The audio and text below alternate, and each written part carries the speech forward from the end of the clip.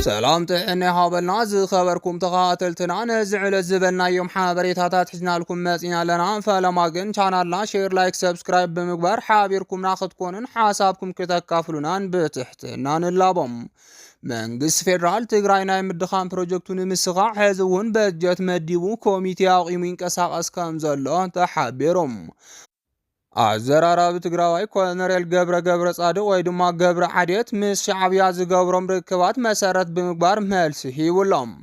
መንግስት አብይ አሕመድ ሰራዊት ትግራይ ንምብታን ጠንኪሩ ይሰርሕ ከም ዘሎ ተሓቢሮም እዚኦምን ካልኦትን ኣለውና ሕጂ ድማ ናብ ዝርዝሮም አዘራራብ ትግራዋይ ኮሎኔል ገብረ ጻድቅ ወይ ድማ ገብረ ዓዴት ምስ ሻዕብያ ዝግበሩ ርክባት መሰረት ብምግባር መልሲ ሂቦም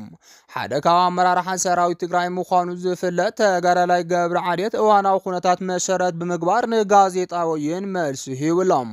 ኮሎኔል ገብረ ጻድቃን ኣብ ዘረቡ ሰራዊት ትግራይ ንምፍራስ ዝተፈላለዩ ጠቐነታት ይካየዱ እዮም ዘለው ይብል ብቐንዱ ኣብ ጉዳይ ምስ ሻዕብያ ዝግበሩ ርክባት ተሓቲቱ እንትምለስ እዛ አካል እቲ ብሄራዊ ክሕደት ይኽብል ገሊጹሎም አመራርሓ ሰራዊት ምስ ሻዕብያ ርክብ ይገብረለው ዝብል ክሴ ዝኾነ መረዳእታ ክቐርበሉ ዘይኽእል እዩ ክብል ገሊጹሎም እዞም ምስ ሻዕብያ ርክባት ይገብረለው እዮም ዝብሉ ወገናት አካል እቲ ብሄራዊ ክሕደት እዮም ኣብ ልዕሊ ህዝቢ ትግራይ ሓደጋ እዮም ጽውዕ ዘለው ብምባል ድማ ምላሽ ሂቡሎም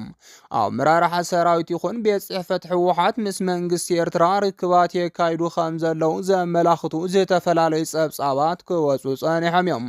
ነበር ፕሬዝዳንት ግዚያዊ ምሕዳር ትግራይ ኣይተ ጌታቸው ረዳን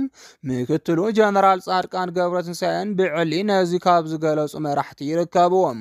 ብወገን መንግስቲ ፌደራል እውን ብግልጺ ክስ ቀሪቡሎም እዩ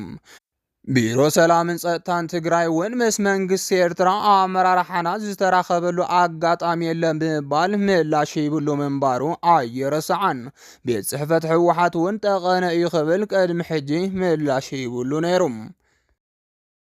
መንግስት ፌደራል ትግራይ ናይ ምድኻም ፕሮጀክቱ ንምስኻዕ ሕዝውን በጀት መዲቡ ኮሚቴ አቂሙ ይንቀሳቀስ ከም ዘሎ ተሓቢሮም ኣብ ትግራይ ለውጥ ንደሊ ኢና በሃልቲ መናእሰይ ናብ ሓራ መሬት ብምውራድ ብረታዊ ቃልስን ምክያድ ኣብ ወሰን ዓፋር መናእሰይ ይስልጥኑ ከም ዘለው እንዳተገለጸ ጸኒሖም ሕዝውን እዚ ተግባር ተጠናኺሩ ምቕጻሉን ብዙሓት ተጋሩ መናእሰይ ድማ ናብቲ ከባቢ እንዳወሓዙ ከም ዘለውን ተጋዳላይ ሸዊት ቢተው ዝተባሃለ ኣባል TDF ቅድሚ 2 መዓልቲ ገሊጹ እዮም ይኹን እምበር እዚ ምንቅስቓስ ቅድም ክብል ዋላ እኳ ብተጋሩ ደለይቲ ለውጢ ዝኾኑ መናእሰይ እንተተጀመረም ሕዚ ግን እዚ ምንቅስቓስ ኣድማሱ ከም ዝሰፍሕን ካልኦት ናይ ባዕዳ ኣካላት እውን ከም ዝተሓወስዎን ካብቲ ከባቢ ዝበፅሐና ሓበሬታ የመላኽት ቅድም ክብል ኣብ ወሰን ዓፋር ብተጋሩ መተሓበርቲ ክስልጥን ዝግበር ዝነበረ ዕጡቕ ኣብዚ ሕጂ ሰዓት ስርዓት ብልጽግና እውን ተሓዊስዎ ዝተዋቐረ ኮሚቴ ኣቢሉ ነቲ ምንቅስቓስ ክጠናኸር ምግባር ሓደ ዓብዪ ሽርሒ ይንቀሳቐስ ከም ዘሎ ድማ ተዓዘብቲ ይገልጾም እቲ ብኣብይ አሕመድ ተዋቂሩ ዝተባሃለ ሕቡእ ኮሚቴ እውን ካብ ኣማኸርቲ ብሄራዊ ድሕነት ሬድዋን ሁሴንን ተስፋዬ ቶላን ዶክተር ጌዲዮን ጢሞቴዎስ ካብ ወጻኢ ጉዳይ ሚኒስቴር ኢትዮጵያ ፊልድ ማርሻል ብርሃኑ ጁላ ካብ ሰራዊት ምክልኻል ኢትዮጵያ ከምኡውን ካልኦት ኣባላትን ዘለዎ ኮሚቴ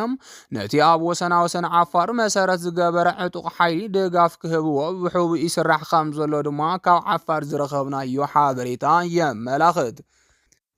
እዚ ትግራይ ንምብትታን ብዘይ ዕርፍቲ ዝሰርሕ ዘሎ ብልጽግና ኦሮሞ ከም ቅድሚ ሕጂ ኣብ ዜናና ዝገለጽናዮም ኣብ ልዕሊ ጀነራላት ትግራይ ዕላማ ዝገበረ ናይ ቅንጸላ ማእሰርትን ኦፕሬሽን ንምክያድ ሓደ ዝተተሓዘ ሕቡእ ትልሚ እዩ ካብዚ ብተወሳኺ ብኣንፈት ጸለምትን ደቡብን ዘለው ከም በዓል ጀነራል በላይ ስዩም ዝበሉ ኣመራርሓ ሰራዊት ብልጽግና ኣብ ውሽጢ ትግራይ ዘሎ ናይ ፌደራል ናይ ስለላ መሓውርን ነቲ ኣብ ውሽጢ ትግራይ ክግበር ዝተሓሰበ ናይ ውክልና ወተሃደራዊ ምንቅስቓስ ቅንጸላን ዓመፅን ዘድሊ ደገፍ ክገብሩ ዝተቐመጠ ኣንፈት ከም ዘለውን ዝወፅ ዘለው ሓበሬታታት የመላኽቱ ስለዚ ድማ እቲ ትግራይ ንምድኻም ብዘይ ዕርፍቲ ዝሰርሕ ዘሎ ስርዓት ብልጽግና ነዚ ዘፈጽመሉ ኮሚቴ ብምጥያሽ ናብ ተግባር ከም ዝኣተወ ፍልፍላትና የመላኽቱ እቲ ብኣብይ ዝተጣየሸ ኮሚቴ ሒዝዎም ካብ ዘለው መደባት ድማ ቁጥሪ 1 ኣብ ዝተፈላለዩ ከተማታት መሬት ውራ ኣሎ ብዝብል መበገስን ካልኦት ተዛመድቲ ኣጀንዳሃትን ብምልዓል ዓመፅ ክካየድ ምግባር። ቁጥሪ 2 ቅንፀላ ማእሰርቲ ምረዛን ኣብ ላዕለዎት ወተሃደራዊ ኣዘዝ ሰራዊት ትግራይ ዝዓርፍሉ ቦታ ብፍላይ ድማ ኣብ ሆቴላት መንበሪ ገዛን ምክያድ።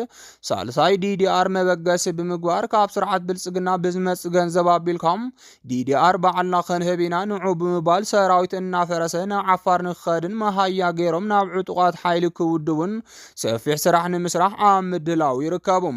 ራብዓይ ድማ ኣብ ኩለን ኣርምታት ዝተፈላለዩ ነቲ ሰራዊት ትግራይ ኣብ ግጭት ዘእትው ውሽጣዊ ሽርሕታት ብምክያድ ከፈርድስ ምግባር። ብፍላይ ድማ ኣብ ኣርሚ 33 ኣርሚ 31 ኣርሚ 60 ትኩረት ተገይሩ ንክስራሕ ኣጽንኦት ተዋሂቡሎም።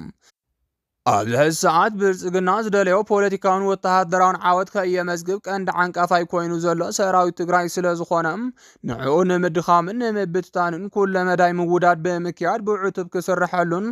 ኣብ ውስናት ጀነራላት ትግራይ ታርጌት ብምግባር ኣዘዝ ሰራዊት ትግራይ ክጽልኡን ብወቢልካ እቲ ሰራዊት ክብተን ምግባርን ቀንዲ ዝተተሓዘ ስራሕ እዩ።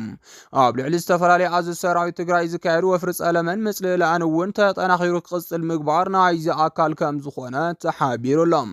ስርዓት ብልጽግና ቀጥታዊ ውግእ ካብ ምክያድ ብኸምስታት ገይሩ ብሕቡእ መንገዲ ሰራዊት ትግራይ ባዕሉ ንባዕሉ ክባላልዓን ክባሃተን ንምግባር ልዑል በጀት በጂቱ ኣብ ምስራሕ ይርከብ።